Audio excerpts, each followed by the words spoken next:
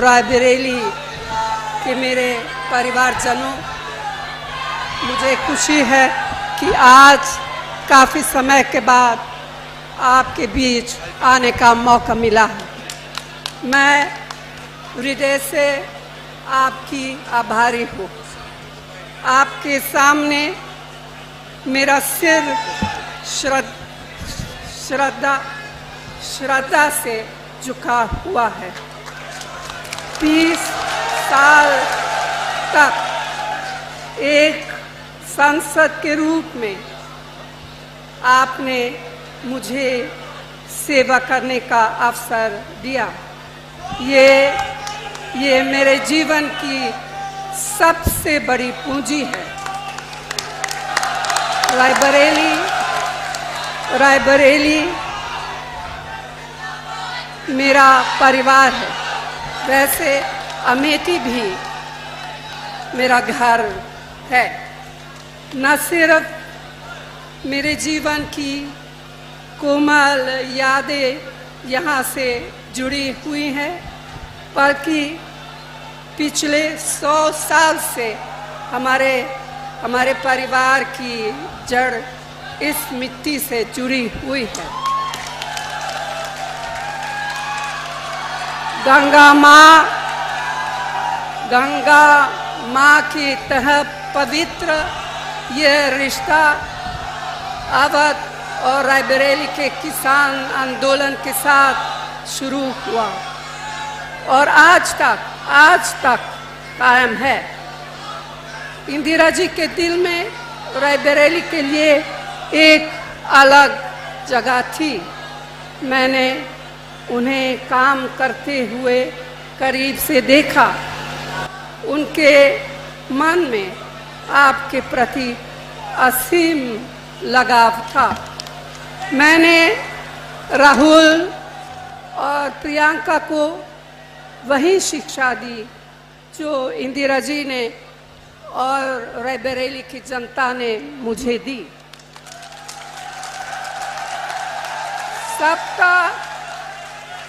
सबका आदर करो, कमजोर की रक्षा करो, अन्याय के खिलाफ जनता के अधिकार के लिए जिससे भी लड़ना पड़े लड़ जाओ।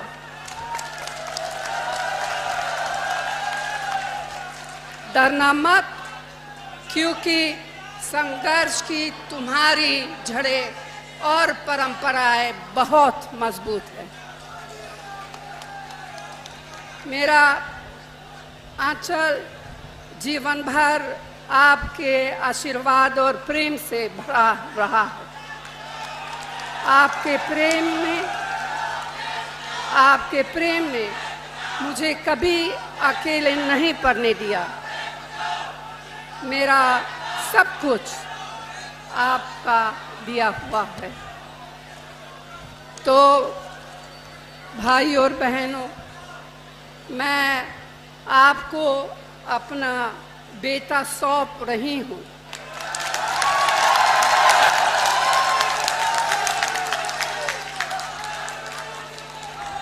अपना बेटा सौंप रही हूँ। जैसे आपने मुझे अपना माना, वैसे ही राहुल को अपना मान कर रखना है। ये राहुल आपको निराश नहीं करेंगे। और इस सभा में आने के लिए मैं दिल से आप सभी को धन्यवाद देती हूँ। धन्यवाद। जय हिंद। मैंने अपनी जिंदगी में इतने बब्बर शेर एक जगह कभी नहीं देखे पहले। आमतौर से बब्बर शेर जंगल में अकेले घूमते हैं, एक साथ नहीं आते। यहाँ पे हजारों बब्बर शेर एक साथ खड़े हो गए हैं। और कहना पड़ेगा भाइयों और बहनों, बब्बर शेरों, आप सबका स्वागत। और कहना पड़ेगा कि मीडिया के हमारे मित्रों, आपका भी यहां बहुत बहुत स्वागत। मगर भाई, ये जो मीडिया के मित्र हैं, हमारे मित्र नहीं है, अखिलेश जी और मेरे नहीं है। ये नरेंद्र मोदी जी के और अदानी के मित्र हैं, अंबानी के मित्र हैं। आपने देखा होगा, अगर आप किसी भी व्यक्ति से पूछो कि हिंदुस्तान में क्या मुद्दे हैं, वो आपको बोलेगा बेरोजगारी, महंगाई, भागीदारी। मगर अगर आप मीडिया से पूछो हिंदुस्तान में कौन से मुद्दे हैं, तो कहेंगे देखो देखो अंबानी जी की शादी हो रही है, देखो देखो नरेंद्र मोदी ने क्या बोला, कोविड के समय बोला थाली बजाओ, देखो देखो क्या कमाल की बात बोली।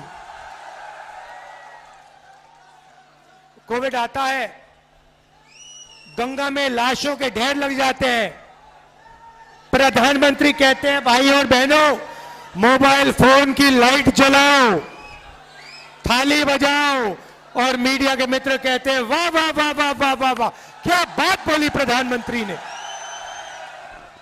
क्या बात बोली। मगर अब काफी मजा आ रहा है, क्योंकि जो भी मैं चाहता हूं मैं प्रधानमंत्री के मुंह से बुलवा सकता हूं। मैंने कहा नरेंद्र मोदी जी, आप अदानी अंबानी का नाम कभी नहीं लेते हो, 2 दिन बाद नरेंद्र मोदी जी कहते हैं अदानी अंबानी।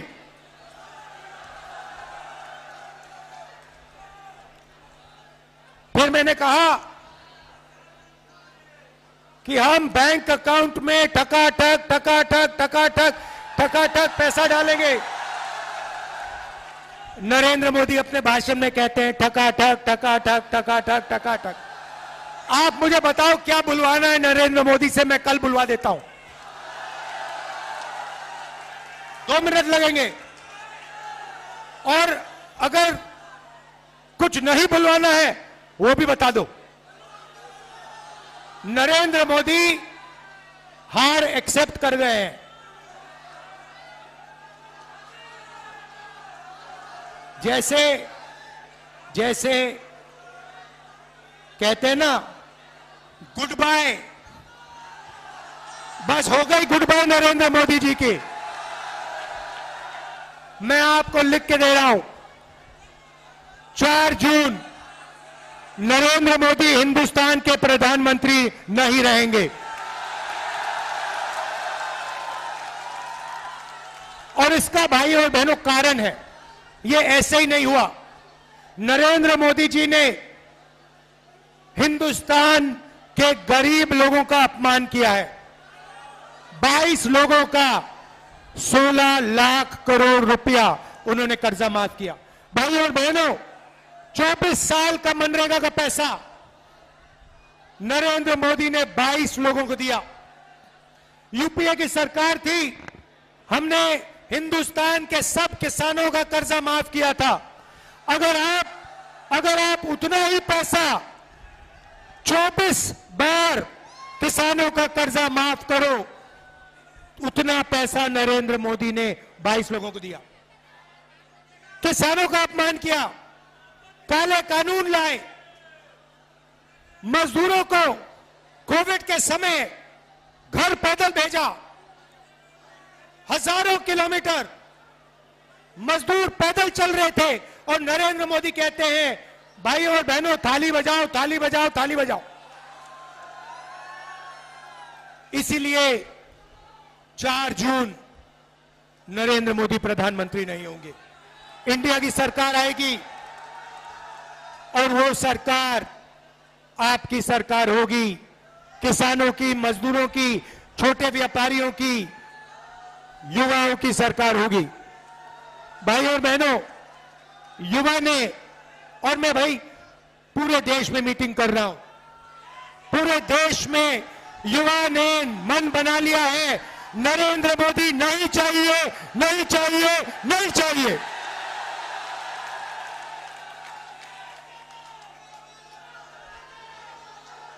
भाई और बहनों, लड़ाई इस किताब की है। ये जो है ना, इसके बिना हिंदुस्तान नहीं बच सकता। ये जो किताब है, ये आपकी किताब है, ये आपकी रक्षा करती है, अदानी अंबानी से आपको बचाती है, आपको जमीन का हक दिलवाया, आपको रोजगार दिलवाती है, आपको आरक्षण दिया, आपको पब्लिक सेक्टर दिया। इस किताब को बीजेपी के लोग खत्म करना चाहते हैं, फाड़ के फेंकना चाहते हैं। मैं आप सबके साथ मिलके बीजेपी और आरएसएस के लोगों को कहना चाहता हूं, आप लोग सपने मत देखो, इस किताब को कोई नहीं मिटा सकता है।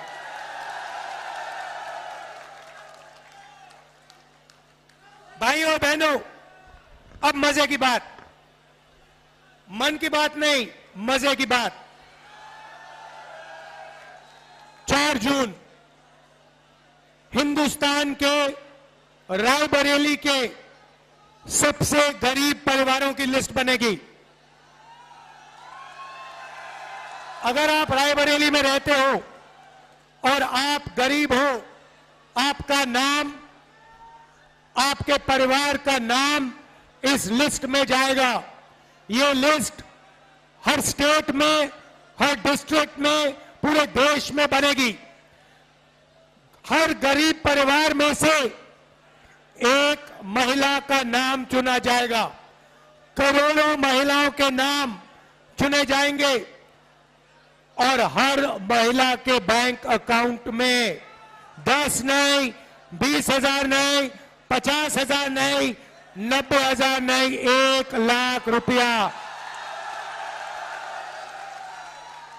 अंदर, बैंक अकाउंट के अंदर 1 लाख रुपया।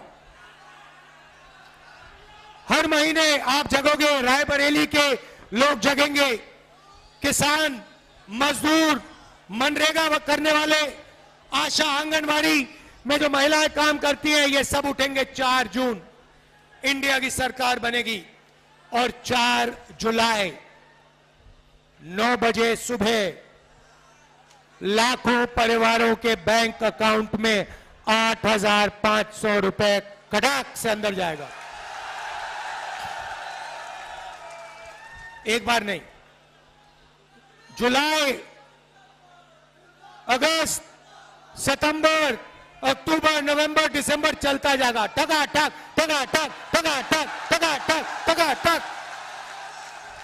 भाई और बहनों, करोड़ों लाखपति बनाने हैं, करोड़ों लाखपति बनाने हैं।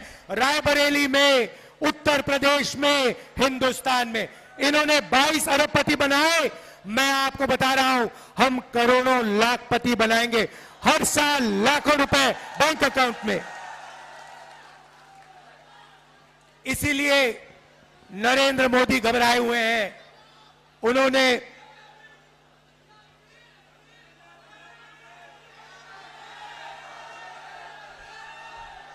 इसीलिए नरेंद्र मोदी टेंशन ले रहे हैं, मगर हम वहां नहीं रुकेंगे।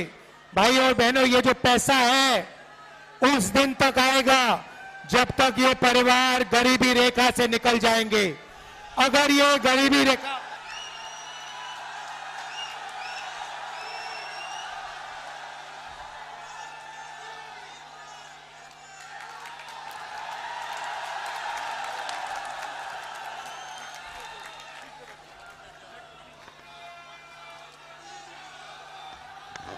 तो ये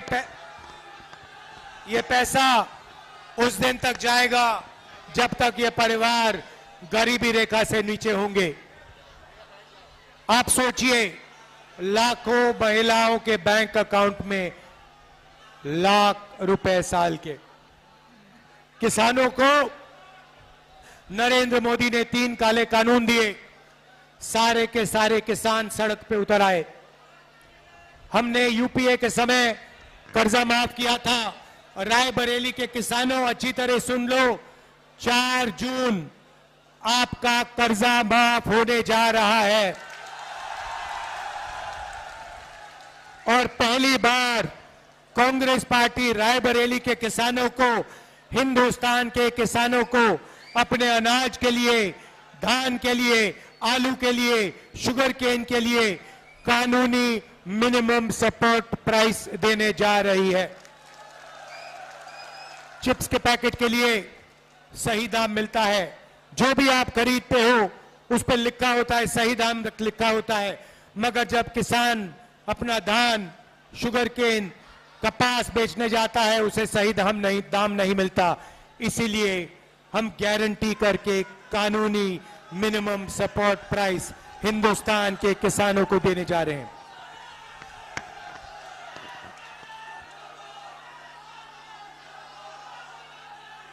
भाई और बहनों, मनरेगा में, रायबरेली में, उत्तर प्रदेश में, देश में करोड़ों लोग रोज मजदूरी करते हैं। नरेंद्र मोदी ने मनरेगा को रोकने की कोशिश की। नरेंद्र मोदी जी मनरेगा में 250 रुपए देते हैं। इंडिया गठबंधन की सरकार आ रही है, आपको हम 400 रुपए मनरेगा के लिए देने जा रहे हैं। आशा और आंगनवाड़ी महिलाओं को कहना चाहता हूं, जितना भी आपको आज पैसा मिलता है उससे दुगना आपको इंडिया गठबंधन की सरकार देने जा रही है। अब युवाओं की बात। भाइयों और बहनों, नरेंद्र मोदी ने 2 करोड़ युवाओं को रोजगार देने की बात की, झूठ कहा। सबसे पहले हमने पता लगाया है 30 लाख सरकारी नौकरियां खाली पड़ी हैं, वो 30 लाख नौकरियां हम आपके हवाले कर देंगे। 15 अगस्त तक काम शुरू। दूसरी बात, अब बहुत सारे युवा कह रहे हैं, रायबरेली के युवा कह रहे हैं, राहुल जी इंडिया गठबंधन महिलाओं को 1 लाख रुपए दे रहा है तो हमारा क्या होगा? सही, यही मैं आपको बताने आया हूं। भाइयों और बहनों, बेरोजगार युवाओं की लिस्ट बनेगी। Graduate, university graduate, college graduate, diploma holder, सबकी लिस्ट बनेगी। हम एक नई योजना ला रहे हैं, जैसे मनरेगा में अधिकार दिया था वैसे हिंदुस्तान के युवाओं को पहली नौकरी पक्की का अधिकार। दुनिया में किसी भी सरकार ने ऐसा काम नहीं किया है। भाइयों बहनों, युवाओं, आपको 1 साल की पहली नौकरी प्राइवेट सेक्टर, सबसे बेहतरीन कंपनीज में, पब्लिक सेक्टर, सरकारी ऑफिसेस, सरकारी कॉलेजेस, यूनिवर्सिटीज, सरकारी अस्पतालों में 1 साल की पक्की नौकरी, बेहतरीन ट्रेनिंग और हर महीने 8,500 रुपए टका अंदर बैंक अकाउंट के अंदर, साल के 1 लाख रुपए आपके बैंक अकाउंट में। पहली नौकरी के बाद आपके लिए परमानेंट नौकरी के लिए रास्ता खुलेगा। आपको ट्रेनिंग मिलेगी और आपके बैंक अकाउंट में पैसा मिलेगा। भाइयों और बहनों, अब मैं आपको इन योजनाओं के पीछे सोच बताना चाहता हूं। नरेंद्र मोदी जी ने अरबपतियों को पैसा दिया। उन्होंने अपना पैसा लंदन, न्यूयॉर्क, अमेरिका भेजा। उन्होंने अपना पैसा विदेश भेजा। हम, आप भैया थोड़ा शांत हो जाए, बहुत ऊर्जा है, मगर 2 मिनट शांत हो जाए फिर जोर से चिल्लाना। तो नरेंद्र मोदी जी ने इनको पैसा दिया, इन्होंने अपना पैसा विदेश में खर्च किया। हम हजारों करोड़ रुपए आपके बैंक अकाउंट में डाल रहे हैं। आप इस पैसे को रायबरेली में, उत्तर प्रदेश में, बाकी हिंदुस्तान में, गांव में, छोटे छोटे शहरों में खर्च करोगे। जैसे ही आप खर्च करोगे, फैक्ट्रियां जो माल बनाती हैं, जो आप खरीदोगे, वो फैक्ट्रियां सारी की सारी एक बार फिर चालू हो जाएंगी। नरेंद्र मोदी ने उनको बंद किया। हम आपके बैंक अकाउंट में कैश इंजेक्शन डालकर उन फैक्ट्रियों को जंप स्टार्ट कर रहे हैं। जैसे गाड़ी में पेट्रोल डालते हैं इंजन में और फिर चाबी घुसाते हैं, वैसे ही हम आपके जेब में पेट्रोल डाल रहे हैं, चाबी घुमाएंगे और हिंदुस्तान की सारी फैक्ट्रियां चालू हो जाएंगी और आपके पास 1 साल की ट्रेनिंग होगी, जेब में पैसा होगा और वही फैक्ट्रियां आपको रोजगार देंगी। देखिए कांग्रेस पार्टी की बेहतरीन सोच। भाइयों और बहनों, आखिरी 2 चीजें कहना चाहता हूं। हम योजना लाए थे, सोनिया जी लाई थी भोजन के अधिकार की योजना। मनरेगा के बाद हम भोजन का अधिकार की योजना लाए थे और हर गरीब व्यक्तियों को हमने भोजन देने का काम शुरू किया। उस काम को नरेंद्र मोदी करना नहीं चाहते थे, मगर क्योंकि हम योजना लाए, उन्होंने उस योजना को चलाया। मगर अब मैं हिंदुस्तान के गरीबों से कह रहा हूं, आज आपको 5 किलो मिलता है, हम आपको 10 किलो राशन और दाल देंगे। दाल और तेल राशन कार्ड होल्डर्स को देंगे। भाइयों और बहनों, आखिरी और शायद सबसे जरूरी बात, मेरा और मेरे परिवार का आपके साथ 100 साल पुराना रिश्ता है। आप मेरी स्पीचेस देख लो, मेरी स्पीचेस में जो भी मैं कहता हूं, मैं सच्चाई बोलता हूं। मैं 2 करोड़ युवाओं को रोजगार देने की बात नहीं बोलता हूं, मगर जो मेरे मुंह से निकलता है वो सच्चाई होती है। अगर मैं कुछ कहता हूं तो मैं वो करके दिखाता हूं, रुकता नहीं। भाइयों और बहनों, कन्याकुमारी से कश्मीर तक 4000 किलोमीटर नफरत के बाजार में मोहब्बत की दुकान खोलने वाला आदमी हूं। 4000 किलोमीटर चला हूं। भाइयों और बहनों, नरेंद्र मोदी जी ने ईडी से मेरा इंटेरोगेशन कराया। 55 घंटे ईडी ने इंटेरोगेशन कराया, सरकारी घर छीन लिया, लोकसभा की सदस्यता रद्द कर दी। मैंने उनसे कहा, ये जो घर है तुम्हारा, इसको उठा के ले जाओ, मुझे ये घर नहीं चाहिए। रायबरेली के जनता में के दिलों में मेरा घर है, हिंदुस्तान की जनता के दिल में मेरा घर है। मुझे घर की कोई जरूरत नहीं है। मेरे पास हिंदुस्तान में करोड़ों घर है, आपके दिल में घर है। भाइयों और बहनों, मैं पीछे नहीं हटता हूं। और एक बात समझ लो, वो आप समझ गए हो, नरेंद्र मोदी से मैं डरता नहीं हूं। अगर कोई डरता है तो नरेंद्र मोदी डरता है। तो ये रिश्ता है, ये पुराना रिश्ता है, 100 साल पुराना रिश्ता है। मेरी दादी इंदिरा गांधी यहां से लड़ी, उसके बाद मेरी माता जी सोनिया जी जो यहां आई, वो आपकी एमपी रही और उनका भी आपके साथ प्यार का रिश्ता है, इज्जत का रिश्ता है। और उन्होंने भी आपके साथ सिर्फ सच्चाई बोली है, सिर्फ सच्चाई बोली है, सिर्फ सच्चाई बोली है। तो मैं आपसे कहना चाहता हूं, आप अग्निवीर का बोलूंगा, आपका और मेरा रिश्ता दिल का रिश्ता है, सच्चाई का रिश्ता है।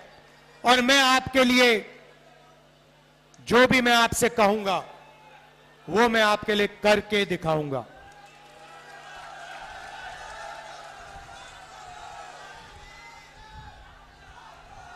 बहुत विकास किया, मगर बहुत काम बाकी है। और रायबरेली को पहले नंबर पर पहुंचाना है। ये शिक्षा का सेंटर है, ये सिर्फ उत्तर प्रदेश का नहीं, हिंदुस्तान का नहीं, ये दुनिया का शिक्षा का सेंटर बनना चाहिए।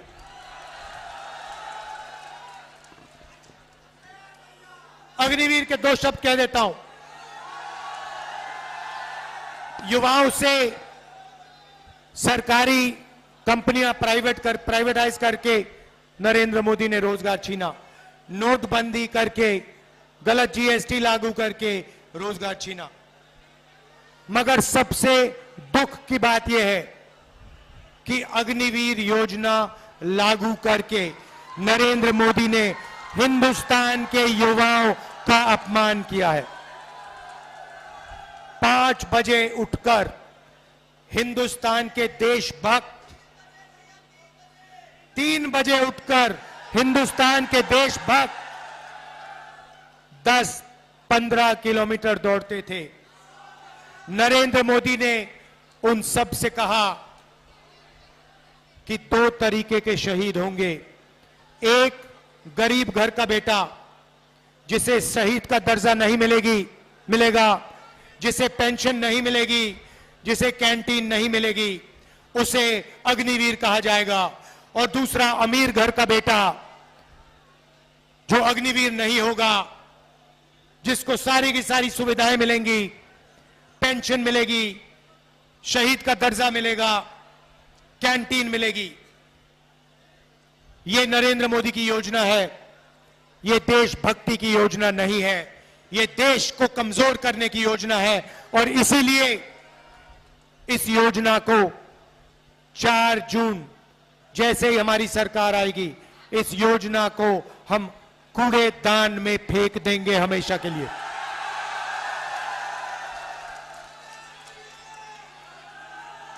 कूड़ेदान में अग्निवीर योजना को उठा के फेंक देंगे। शहीद होंगे तो एक तरीके के शहीद होंगे। जवान होगा तो पेंशन मिलेगा, जवान होगा तो कैंटीन मिलेगी, जवान होगा तो परिवार की रक्षा होगी। हम ऐसे जवान नहीं चाहते जिनकी रक्षा नहीं होगी, जिनको पेंशन नहीं मिलेगी, जिनको शहीद का दर्जा नहीं मिलेगा। सबके दिल में देशभक्ति की भावना है, उस भावना की रक्षा करना है। अग्निवीर योजना उस भावना का अपमान करता है, हम इसको एक्सेप्ट कभी नहीं करेंगे। अग्निवीर योजना को खत्म कर देंगे।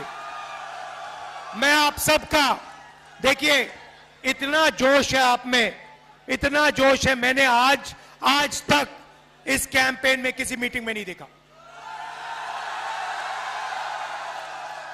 अगर आप थोड़ी और जोर से चिल्लाओगे ये छत उड़ जाएगी।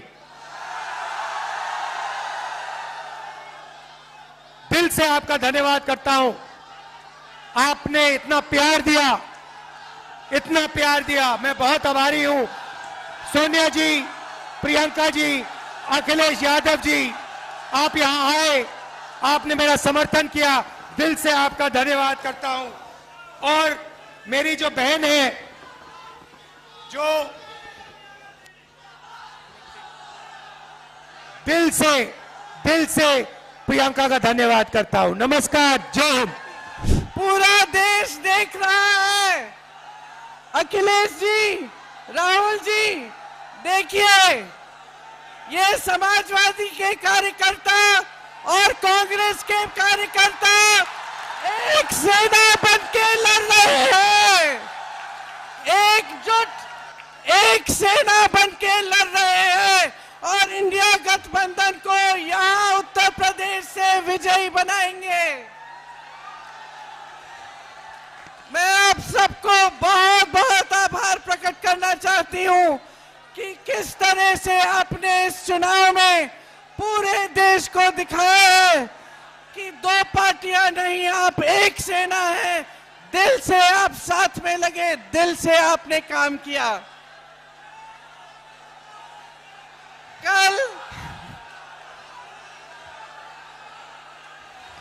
कल चुनाव का आखिरी प्रचार का आखिरी दिन है। 2 हफ्तों से हमने परिश्रम किया है। आप सब गांव-गांव गए हैं। ये रायबरेली क्षेत्र है। इस क्षेत्र से मेरे परिवार का एक बहुत गहरा, प्रेम भरा, श्रद्धा से भरा हुआ रिश्ता है।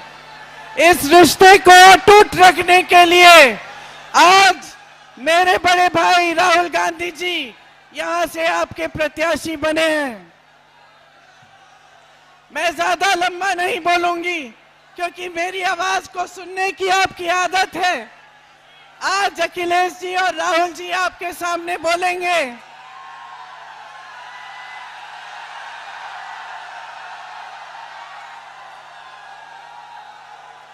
मैं सिर्फ इतना कहूंगी कि 10 सालों से इस देश का आम आदमी, इस देश का गरीब, इस देश का किसान प्रताड़ित है। इस देश की पुकार थी, किसानों की पुकार थी कि हमारी आवाज सुनिए। मजदूरों की पुकार थी कि हमें राहत दीजिए। महिलाओं की पुकार थी कि हमारे साथ अत्याचार हो रहा है, हमें सुरक्षा दीजिए। इस देश की जन जन की पुकार थी कि आपकी सुनवाई हो, लेकिन नरेंद्र मोदी जी की सरकार में आपकी कोई सुनवाई नहीं हुई।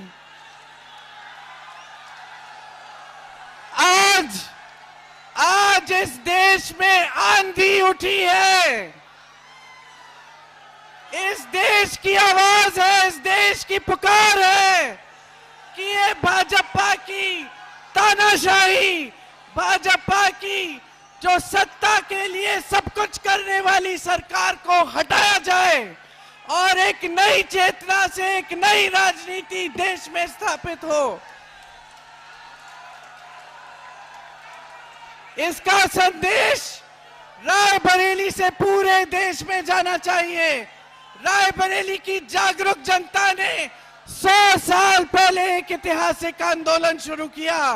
आप 100 सालों से सबसे जागरूक जनता है।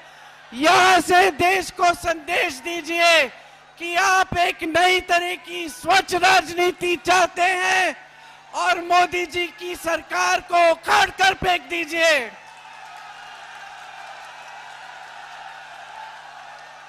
एक बार मेरे साथ जोर से कहिए, 5 लाख पार है, 5 लाख पार है। जय हिंद। मैं देख रहा हूं जहां से मैं चल करके आया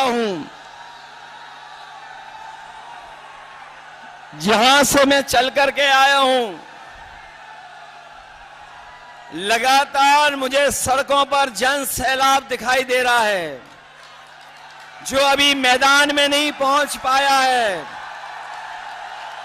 इस मैदान में जहां पंडाल है, पंडाल के बीच मुझे लोग दिखाई दे रहे हैं। दाईं तरफ जहां कहीं छाया नहीं है, अपना गमछा सर पे रख करके, और दूर बाईं तरफ ये जो जन सैलाब दिखाई दे रहा है, ये आज फैसला कर रहा है कि राहुल गांधी जी न केवल जीतेंगे बल्कि देश की रिकॉर्ड जीतों में ये रायबरेली शामिल होने जा रहा है।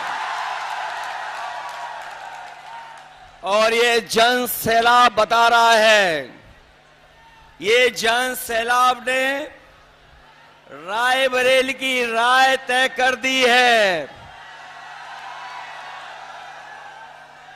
रायबरेली की यही राय है, भाजपा यहां से जाए। हम लोग अक्सर भाषणों में सुनते हैं हर जगह पर, देश के एक नेता हैं जो हर जगह पर अपना झूठा रिश्ता निकाल लेते हैं। एक देश के नेता हैं, बहुत बड़े नेता, जहां जाते हैं वहां पर अपना एक झूठा रिश्ता निकाल लेते हैं। वो भी देख लें और सुन लें कि राहुल गांधी जी का सच्चा रिश्ता रायबरेली से है।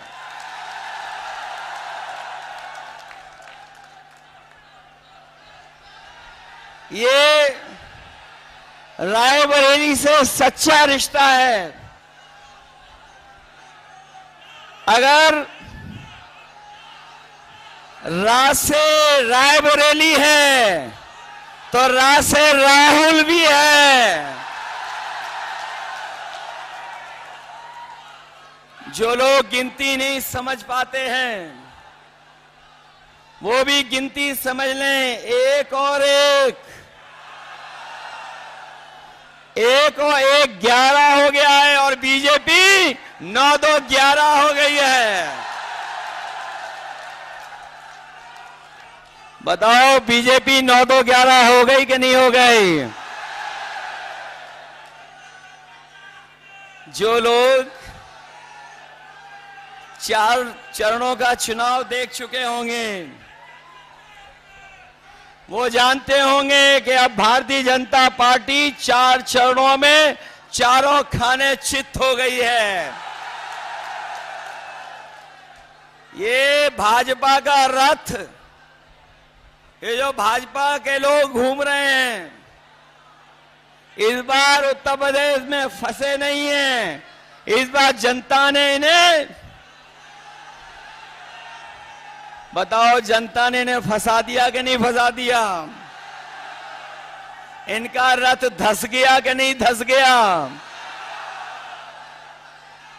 और याद रखना ये बीजेपी वाले वही लोग हैं जो किसानों के ऊपर 4 काले कानून लागू कर रहे थे। काले कानून लागू कर रहे थे, याद है कि नहीं याद है? हमारे किसानों को खड़ा होना पड़ा, लड़ना पड़ा, हजारों शहीद हुए लेकिन पीछे नहीं हटे। किसान तभी पीछे हटा जब सरकार ने काले कानून वापस ले लिए।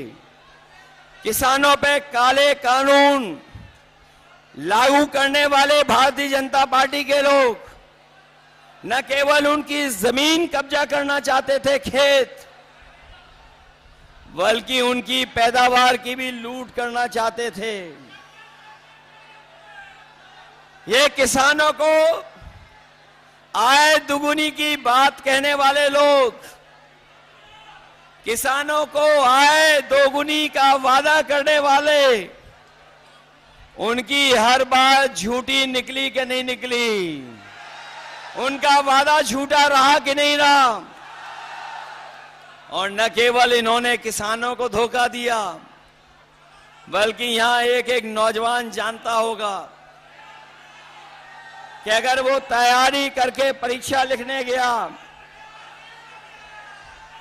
उन परीक्षाओं के पेपर लीक करा दिए, पेपर रद्द कर दिया।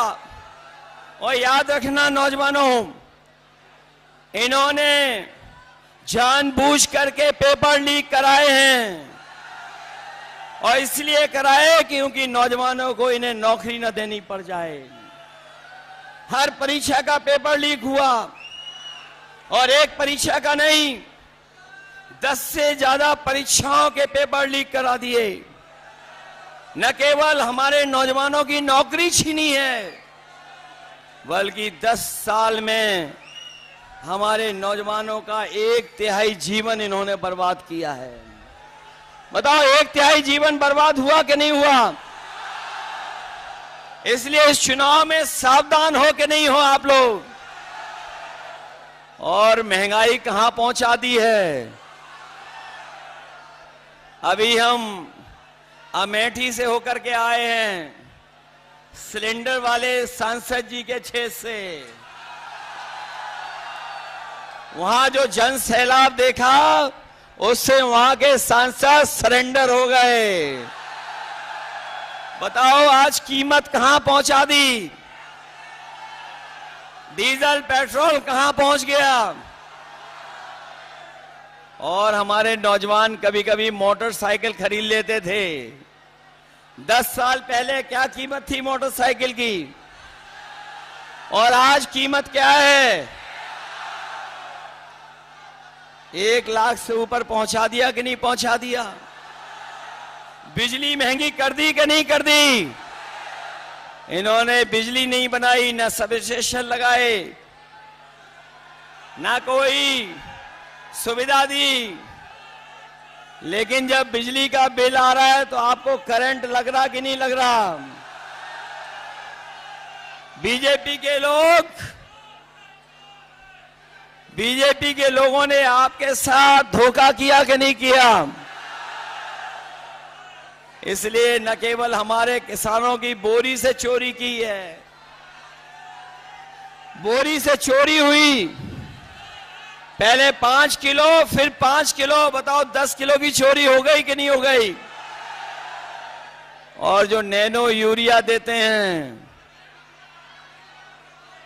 नैनो यूरिया तभी खरीदते हैं या नैनो यूरिया को बिकवाने के लिए नया फार्मूला निकाला है कि जब तक डीएपी नहीं लोगे तब तक, या नैनो यूरिया नहीं लोगे तो डीएपी नहीं मिलेगी। ये सुनने में आ रहा है जिसने नैनो यूरिया बनाई वो भी भारत छोड़ के चला गया। इधर बीजेपी के लोग बड़े घबराए हुए हैं।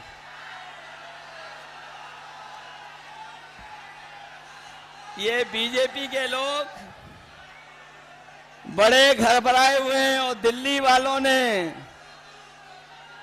जब से सुना है कि इंडिया गठबंधन गरीबों के लिए फैसले ले रहा है, ये दिल्ली वालों ने जब से सुना है,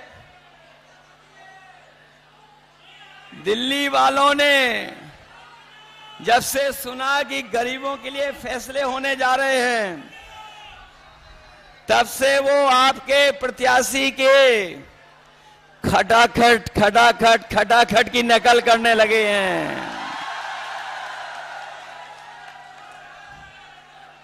वो कह रहे हैं कि हम लोग विदेश चले जाएंगे, लेकिन हमारे देश की जनता जागरूक है।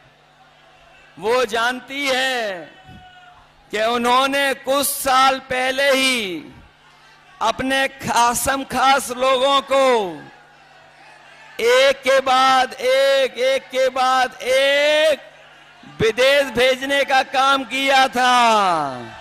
बताओ, उनके जो मित्रगण थे या साथी थे, एक के बाद एक खटाखट विदेश भाग गए कि नहीं भाग गए?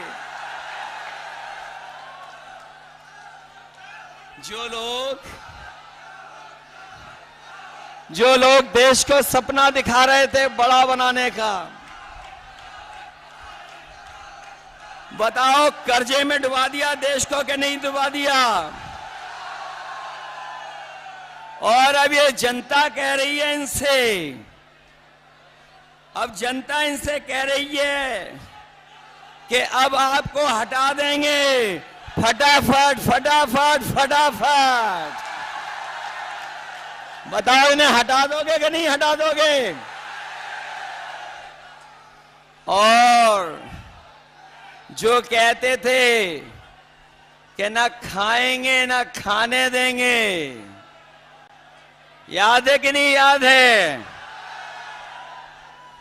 जो कहते थे कि ना खाएंगे ना खाने देंगे, बताओ वो सब डकार गए कि नहीं डकार गए? डकार गए और कह रहे हैं गटागट। बताओ, खाने के बाद, इलेक्टोरल बॉन्ड के बाद तो इन्होंने डकार भी नहीं ली।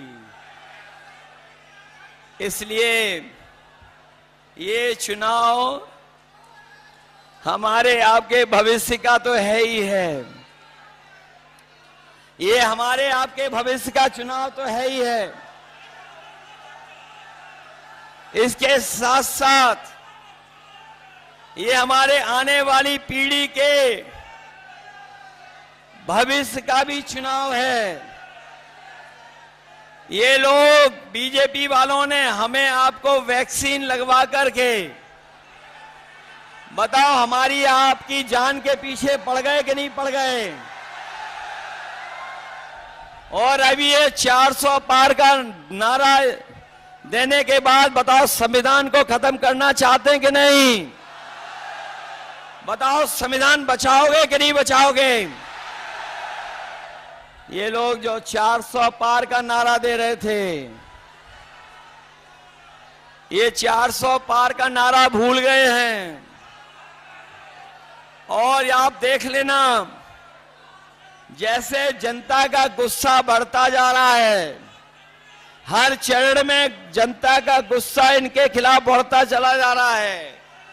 7वें चरण में जनता का गुस्सा 7वें आसमान पे होगा।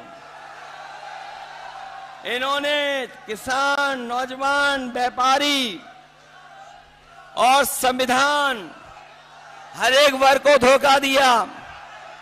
यही देश के प्रधान सांसद आए थे और कह रहे थे हम छुट्टा जानवर की समस्या का समाधान कर देंगे। हमारे किसानों को खेतों पे तार लगवाने पड़ गए। आए दिन किसी की जान जा रही है, कोई सुरक्षित नहीं बचा है। और अब तो ये जो 400 पार का नारा देने वालों को जनता कह रही है, और देश की 140 करोड़ की जनता कह रही है कि इस बार इनको 140 सीटों के लिए भी तरसा देंगे, क्योंकि इन्होंने आरक्षण भी हमारा छीनने का काम किया है। ये हमारे 69,000 वाले शिक्षक भर्ती, ये जानते होंगे, शिक्षा मित्र वाले जानते होंगे, या जिन्होंने तमाम नौकरियां की परीक्षा लिखी वो जानते होंगे कि इस सरकार में सब उल्टा पुल्टा हो रहा है। न केवल नौकरी छीनी जा रही है, नौकरी ना दें जिससे हम आरक्षण नहीं देना चाहते हैं, वहीं 69,000 वाले हर जगह पर बैठे रहे, सालों साल आंदोलन किया, लेकिन उसके बाद भी उन्हें न्याय नहीं मिला। हम अपने किसान, नौजवान और आम लोग कह के जा रहे हैं, ये इंडिया गठबंधन और समाजवादी लोग आने वाले समय में 4 जून के बाद जब बदलाव होगा तो आपकी हर समस्या का समाधान हम लोग करने का काम करेंगे। इसलिए आप सबसे मैं अपील करने आया हूं, आप सबसे मैं अपील करने आया हूं, ये चुनाव रायबरेली का पूरा देश देख रहा है, पूरे देश की निगाहें लगी हुई हैं, और विशेष हम अपने समाजवादी साथियों से कहेंगे जो यहां पर हैं सभा में, और जो हमारे मंच पे भी साथी बैठे हैं, कि सब लोग मिलकर के कांग्रेस पार्टी के प्रत्याशी राहुल गांधी जी को ऐतिहासिक वोटों से जिता देना। और जब देश की बड़ी जीतों की गिनती हो, जब देश के बड़ी जीतों की गिनती हो, तो उस गिनती में भी समाजवादियों रायबरेली को शामिल कर देना। बताओ कितने वोट से जिताने जा रहे हो? उसके लिए घबराओगे तो नहीं आप लोग। सुना है बीजेपी का जो प्रत्याशी है वो भू माफिया है,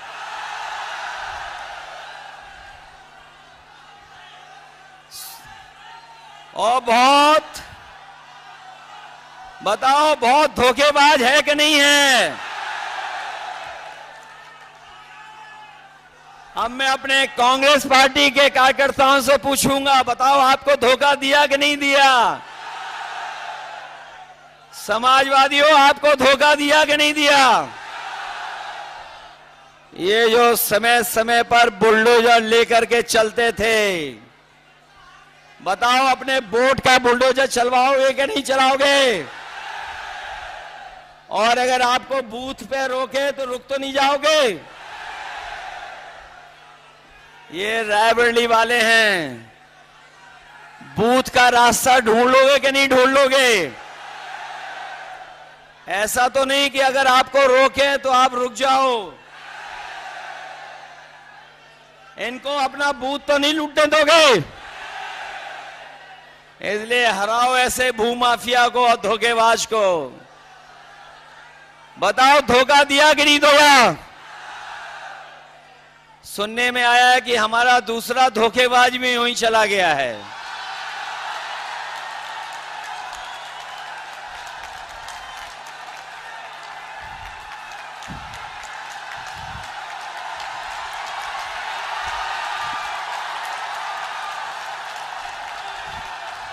और ये जो अभी अभी गया है धोखेबाज,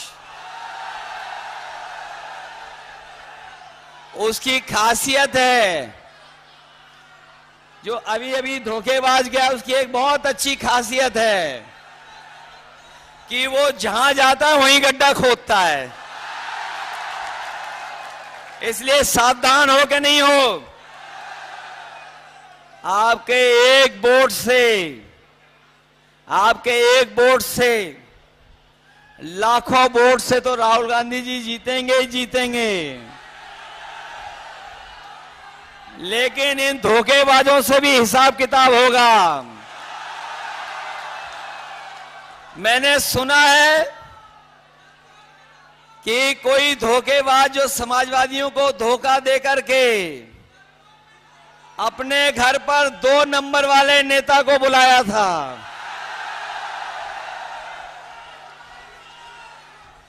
कौन से नंबर वाले नेता को? अरे भाई मैं नहीं बोल सकता 2 नंबरी नेता।